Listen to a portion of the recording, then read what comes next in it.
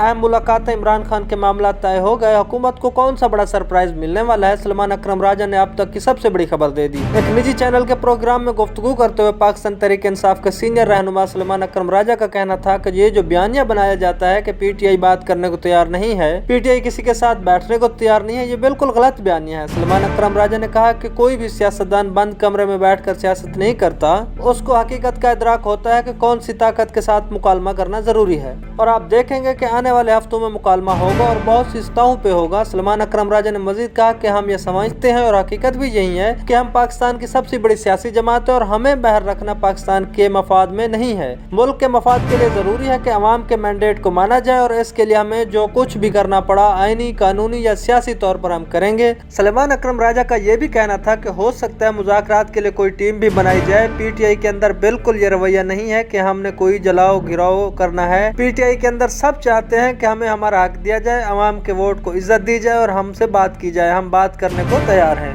Please subscribe my channel for more updates. Thanks for watching.